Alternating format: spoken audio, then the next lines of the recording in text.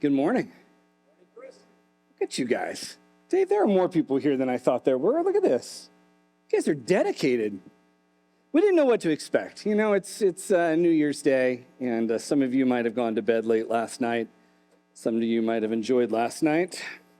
And so we didn't know how many of you guys were going to be here today, but here you are. And to all of our online guests, we welcome you. And to all of the people who didn't get up this morning but are watching later in the week, we also welcome you. I am excited to be able to deliver today's message. Today's message is a little different. See, we're starting a new series next week. And it's a series I'm actually really excited about, Dan. It's a series entitled Snarky Jesus When Jesus Gets an Attitude. Which I don't know if you've ever had this moment where you're reading through the Gospels and you see Jesus do something and you're kind of like, dude, kind of a jerk there. Anybody had that moment before? And we're going to take 4 of those instances, and me and Dan, we're going to break those down. We're going to talk about why Jesus appears to have an attitude, why he appears to be a little bit snarky. But that starts next week. We wanted to do just like a one-off this week, just a single message to kick off the year. And so I got to come up with the theme of that. And so today's message is entitled Holy Hangover, the least Baptist sermon ever. Because what we're going to do today is we're going to be talking about a wedding in the Bible that does not fit the standards of Baptist life. It contains a little wine, a little alcohol, the devil's juice, the nectar of the demons. But first, I'd like to tell you about the first wedding in my life. I was 4, 1987, I believe, and my aunt was getting married, and I was chosen to being the ring bearer. Big responsibility. If you're wondering what I looked like back then, this is the picture of it. So, yeah, I know. I just got cuter. No, so anyway, that kid right there was supposed to walk down the center of the aisle with the ring. It was going to be a huge moment. It was probably going to be the highlight of the ceremony. But unfortunately, before I would enter into the sanctuary, I decided to throw a fit. And I cried, and I cried, and I cried, and I refused to go on. And so they had to do the ceremony without me. I tell you this today, I remember it very vividly, not because I might have ruined the ceremony, I might have ruined my aunt's wedding. No, because I was promised a toy. I was going to get this exact He-Man toy right there. And when I refused to go on, my parents didn't give it to me, but it sat in the top of the cloak closet where I could see it every single day for 3 months until my mom gave in. So that was my first wedding. But what I'd like to do now is to tell you about the first wedding in the Gospels. And to understand exactly what's going on here, I'm going to return to something that I have mentioned before about the gospel writers, Matthew, Mark, Luke, and John. They're not writing just for the sake of writing a historical narrative. Now, they're writing about things that happened, no doubt, but it's almost more like they're scrapbooking. It's like they all have these same images, these same stories, these same things that have been laid out, but they have to decide which ones am I going to include? And what order am I going to put them in? How am I going to build the little collections of them to highlight certain things in the story? So Matthew, with the Sermon on the Mount, he says, I'm going to take all of Jesus' teachings and I'm going to group them together on these couple first pages so everybody knows what he's about to begin with. But then you have somebody like Luke who's like, I'm going to take these teachings and I'm going to interweave them into the stories so you see Jesus living them out as we're learning them. And then you have John. And John is that overly artistic friend that every friend group has. He's the individual that about 80% of the time you know what he's talking about. 20% of the time he seems to be talking way over you, but you nod so you don't look stupid. Does anybody know who I'm talking about? In your high school art class, everybody else is making a ceramic bowl, and he's like, yeah, this is a cigarette tray in the shape of the no smoking sign. It's a commentary on society today.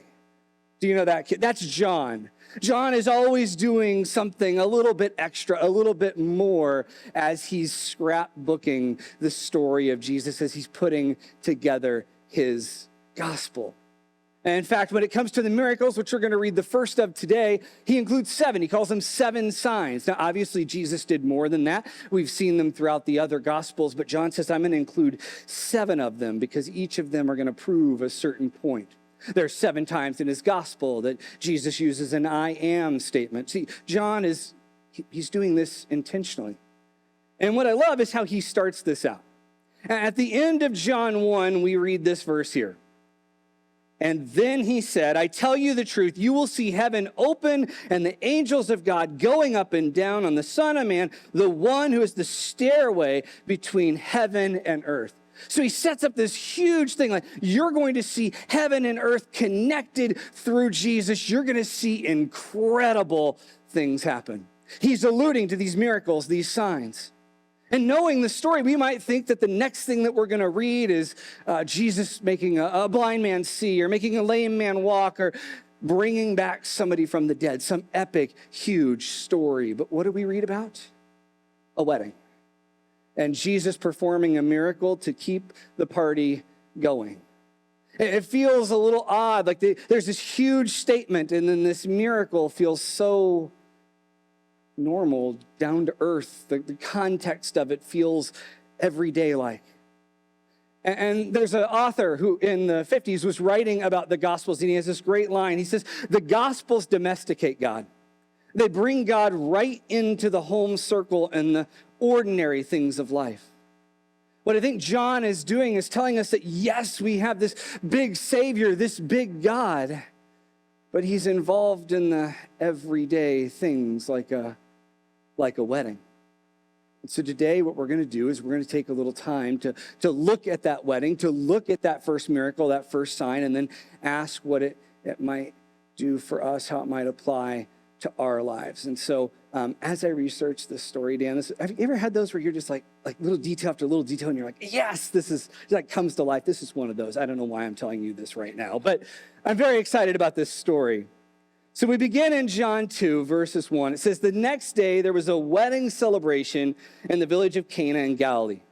Jesus' mother was there, and Jesus and his disciples were also invited to the celebration.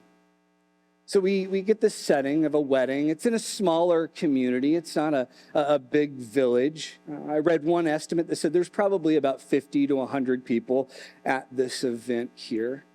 And there's something we need to know about this event that's going to make this story make sense. In a wedding during their time, there were really kind of 3 main characters that played a key role. And that was, of course, the bride and the groom, but also the master of ceremonies. In first century Palestine, hosting was a great honor. It was of the utmost importance. And how you did as a host was a reflection of how much you cared about the people there, how welcome you wanted them to feel, how honored you wanted the bride and the groom to feel. So if you were chosen as the master of ceremonies, it was a huge responsibility. It fell on you to make sure that their relationship started off right. You were in charge. So there was a lot of focus on the master of ceremonies. And one of the most important things that they could do was to make sure that there was going to be enough supplies for everybody. I think back to Thanksgiving when I was growing up. My mom, my aunt, we would go over to my grandma, and I had 2 great grandmas, and they would all come together. They'd spend the day before and the morning of just cooking and baking and cooking and baking, and there was a whole lot of food. In fact, every single year, on cue, we would sit down at the table. There was barely enough room for your plates. There were casseroles and dishes and rolls and stuffing and meat, all of it just all over. And my grandpa would look at it, and he would always say, there's enough food here to feed an army. Thank you. Every single year. But I know why my mom and my aunt and my grandma and my great-grandmas did that. They wanted everyone to know that you are welcome. Have as much as you want. That's how important you are to this event. I want you to know that there's no limit to how much you can have. Now, how many of you have ever been in a situation where the opposite was true? Like you're at an event that's been catered, and you're in line, and you're looking at the line behind you, and you're looking at the table in front of you, and you want 2 scoops of pasta. You need 2 scoops of pasta, but you know that there is not enough for you to have 2 scoops of pasta. Has anyone ever been there before? It's just a horrible feeling. You don't know what to do. And there's nothing worse than having to stop for food on the way home from an event that was supposed to have food. And so you want to avoid that. The host wanted to avoid that. They wanted to make sure that no matter what, they were going to have enough. And then, unfortunately, though, we read this. The wine supply ran out during the festivities. So Jesus' mother told him, they have no more wine. So not only have they run out, they've run out of the wine. And if the master of ceremonies has to make this public, it's going to bring a great humiliation onto them, but also this new couple, that this couldn't even have been planned right for the number of people that are here. Now, there's a couple reasons it might have happened that scholars have speculated. One is that right before this, we see Jesus recruiting disciples, and then it tells us that those disciples were invited to come to the ceremony. We also know from scholarly research that there's a good chance the disciples were either teenage boys or men in their early 20s. I don't know if you've spent any time around teenage boys or men in their early 20s, but when it comes to food and drink, they consume a lot. And so there's a good chance that Jesus bringing along these extra individuals might have caused the wine to run out a little bit faster. Or it's also quite possible that being a small village in Galilee, they just didn't have a lot of money. And they had brought together everything they had and got as much wine as they could, and they just kind of prayed that it would hold out and it would be enough, but then it wasn't. And so somehow Mary is made aware of this. Now, we don't exactly know what the connection is between Mary and this wedding. There's actually a writing that comes after the Bible. It's one of the later Gospels that wasn't included in the canon that actually mentions that the groom's mother might have been Mary's sister. In other words, the groom was Mary's nephew or Jesus' cousin. And so Mary had a close connection to the event and the master of ceremonies. But however it happened, Mary got pulled aside. Maybe she got drug into the bathroom, the drama meeting place of females at social gatherings. And she was informed that there's no wine. I don't know what we're going to do. There's no wine. I don't want to have to go public with this. Mary, what are we going to do that there's no wine? And so Jesus, his mother, goes to Jesus and relays the information to him. Now, I love that Mary does not pose this as a question. She just informs Jesus of the problem. They have no more wine. I think back to those Thanksgivings, and every once in a while, my mom would look at my dad and go, "We're out of milk." It's a statement, but it's really more of a command. It's a question with a pre-answer built into it. The implication is my dad is going to go find the one place that's open on Thanksgiving and get milk. And Mary looks at Jesus and says, "They're out of wine," knowing that just maybe he might be able to do something. See, there's also this idea that we don't hear a whole lot about Joseph, Jesus' earthly father, in the Gospels after his childhood. And there's a belief that he might have passed. And if that was the case, Jesus would have stepped up and helped fill a fatherly role in that home, taking care of his siblings and even taking care of his mother. There was probably a really intimate relationship that was there. There were probably a lot of evenings where Jesus and his mom sat around and talked and shared and discussed life. And maybe in the midst of those discussions, Mary knew that Jesus had the ability to do something, even though he hadn't done anything like that yet. Or maybe she just had gotten so used to turning to him to help out when things weren't great that that's exactly what she did here. But either way, she comes to Jesus and she says, "They have no more wine." And then we have Jesus' response. "Dear woman, that's not our problem," Jesus replied. "My time has not yet come." Now, we're going to break down this statement here because this almost sounds a little bit like snarky Jesus. And so I want to take a look at what Jesus is saying. There's kind of three little phrases we see here. The first is this dear woman, or if you're reading an old school translation, it just says woman, which never start a sentence like that. There is no context where that is going to turn out well for you. And so I dove into the language that's being used here, and it's actually kind of interesting. It's a polite term, but it is also a term that creates a little bit of distance between Jesus and his mother. It removes a little bit of that intimacy there. I think a good modern equivalent would be ma'am. If my mom asked me to do something and I replied to my mom, ma'am, I'm being polite, but I'm also creating some distance there. Because my mom's going to be like, don't call me ma'am, I'm mom, I am mother. But Jesus looks, he says, ma'am. And then he uses what is another common phrase in their day, a phrase that we still use now. That's not my problem. Like, I don't know why you're telling this to me. I am not in charge of this ceremony. That is not my problem. How many of you have ever been informed of a problem and thought that to yourself? I don't know why you're telling me this. The milk is not my problem. But that's what Jesus replies here. But then he follows it with something kind of insightful. He says, my time has not yet come. The actual language, if it was translated a little more literally, it's my hour has not yet come.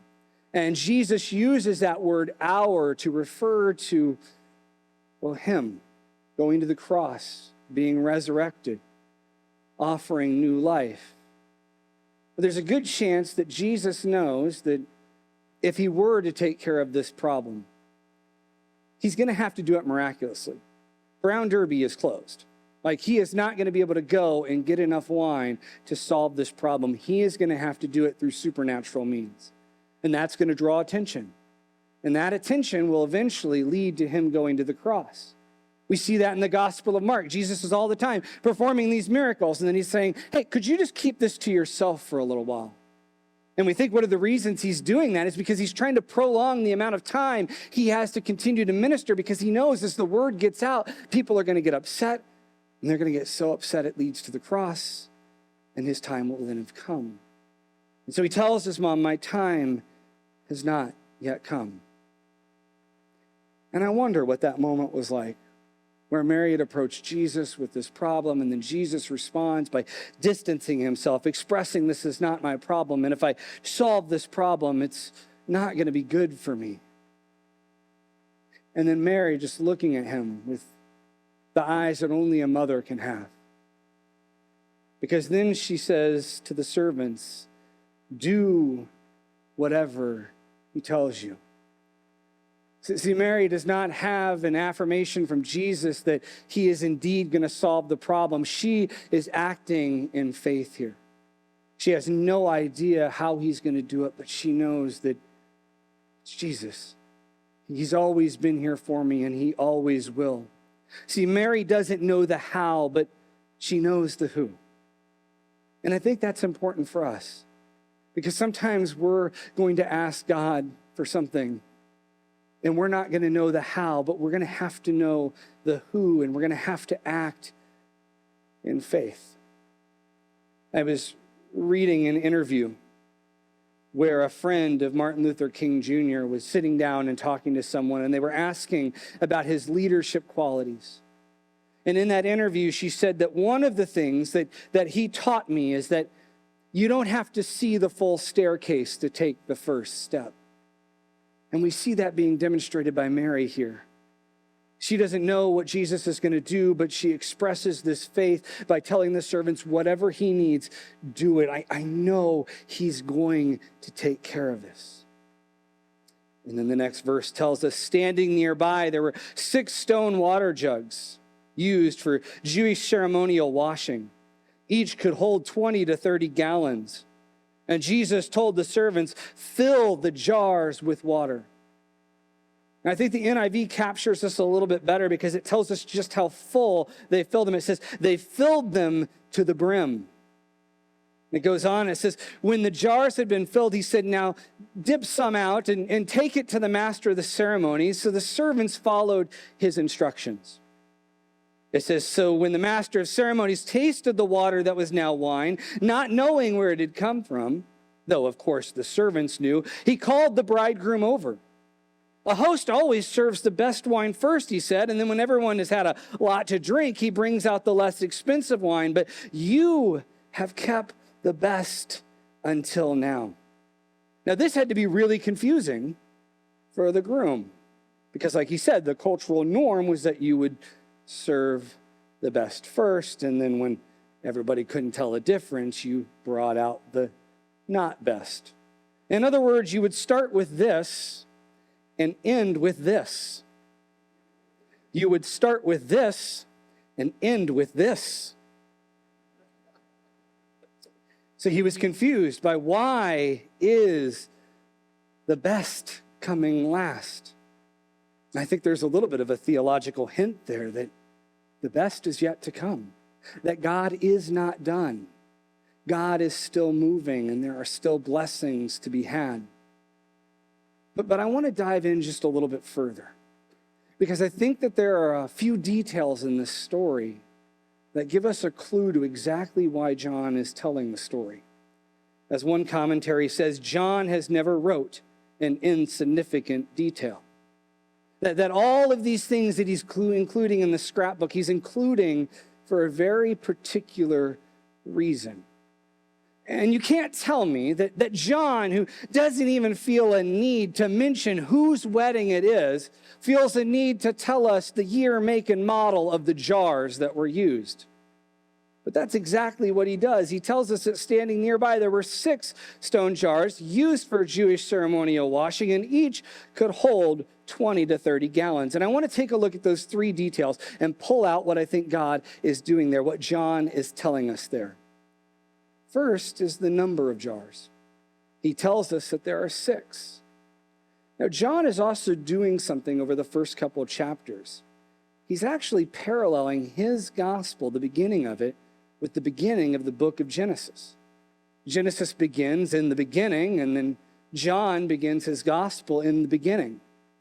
And over in the first chapter of Genesis, we see the phrase, and then the next day, and then the next day. And if you look through the first 2 chapters of John, you see, and then the next day, and then the next day. In fact, this story started with, and then the next day. He's echoing this idea of creation. And the world was created in 6 days. Man was created on the 6th day. And there's some imagery here that these jars represent humanity. But they also represent, in Hebrew culture, this idea of something being incomplete. Because there were 7 days in the week, and this was only 6. And so we have John telling us that there is this incomplete sense of humanity that is sitting here as part of this story. Then he goes on and he tells us the use of the jars. He tells us that they were usually used for ceremonial washing. And what this would be is that these jars would exist, and when you were going to go into a home or go into a service to be a part of something, you would use the water in these jars to wash your hands and often to wash your feet. These are not typically the jars you would want to be drinking out of. They were used for cleanliness, ceremonial cleanliness, which was a part of the Jewish law, the older system that Jesus would talk about quite often, the system of rules and regulations to make you right with God, to make you pure. So he's not only talking about this incomplete part of humanity, he's also talking about this system of rules and regulations that we use to try to make sure that we're right with God, that we're pure. But then my favorite detail is he tells us the size of the jars. He says that each jar held 20 to 30 gallons. And in a village this size and in a home of this size, there's absolutely no reason for 6 jars of that size to be present. This would have caught everybody's attention. This is somewhat unheard of. And not only are those 6 jars of 20 to 30 gallons there, Jesus makes it very clear that they're filled full. They're filled to the brim. And then he turns the water to wine. Why so much? Well, I think one is he was proving that there's no way you can doubt this miracle. This isn't a magic trick with a glass of wine or a bottle of wine. This is substantial. In fact, how substantial? I did the math. This is 120 to 180 gallons of wine. If you're wondering just how much that is 600 to 900 bottles of wine. Now keep in mind, this gathering is probably 50 to 100 people. Imagine the moment when the master of ceremonies tastes the wine. It's like, oh, this is good. I don't know where you got this, but this is solid. Do you have any more? And the servants are like, yeah, we have 120 gallons out back. 600 bottles if you need it. Let's go back to Thanksgiving. Let's think that my dad did go out and he found a place to get milk, but when he came back, he brought it in. It was one of those little half gallons, hands it to my mom, and she goes, is this all you got? He's got, no, I've got 6 pallets in the back. We're going to be good. This is a lot of wine. Why? Because there is no way they would have ever ran out of wine. With this much wine, they would have actually been rich. It's good wine. They could have sold this. God had taken care of them in a way that would never run out. If the wine represents his grace, it was abundant.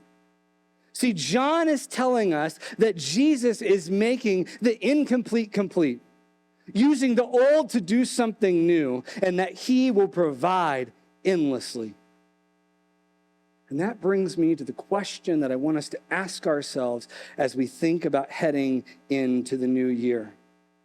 What are the jars in your life?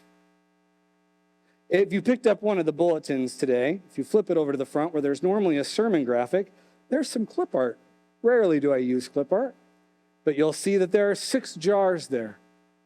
And what I want us to do is to take a little time and to think about what 6 areas of your life might feel incomplete, might need God to do something new, or might need some abundant grace, some riches that never run out. See, I love in this story that Jesus doesn't give them new jars. He just gives new purpose to the old jars. I often hear as we head into a new year, this phrase, I'll see it online on Facebook, new year, new me. It's a lie. A couple of days ago, I ran into our dishwasher. It had been left open, hit me in the shin, left a mark. Woke up this morning, that mark is still there. There was no new me. I was hoping there would be, but there's still a 40-year-old Chris with a mark on his shin from a dishwasher. God is not going to make you into something completely new or make something in your life to something completely new as much as he's going to take your life and the things in your life and do something new. He's going to bring about new creation and resurrection in the old jars. So what I want you to do is I want you to think about what old jars you have. What are the areas of your life? Maybe it's a particular relationship. Maybe it's a particular job. Maybe it's an issue that you're dealing with one of your children. Maybe it's something that you're wrestling with in your own health or your mental health. Maybe it's something that deals with your finances. But I want you to think, and maybe even fill in the blanks there, of 6 areas of your life that might feel incomplete, might feel like they need something new, and they might feel like they need the abundant grace and riches that God provides that never runs out. See, I believe that John is telling us that Jesus makes the incomplete complete. He uses the old to do something new, and that he will provide endlessly. I think that's why John begins this gospel with this miracle. It may not seem to be the most impressive on the outside, but he's talking about doing something inside the jars that gives us hope as we head into a new year, a new phase of our lives. And what better place to start than there? Let's pray. Dear God, I pray for those jars in our life. I pray for those areas where we feel that something's missing, we feel that something's broken, or we feel that something's lacking. I pray that you will fill those jars with water and then turn that water to wine. Do something unbelievable. God, I pray that in 3 months and 6 months and a year from now, we are talking about the new things contained in the jars, the new things that you are doing with and in our lives. We need a miracle, God. In Jesus' name, amen.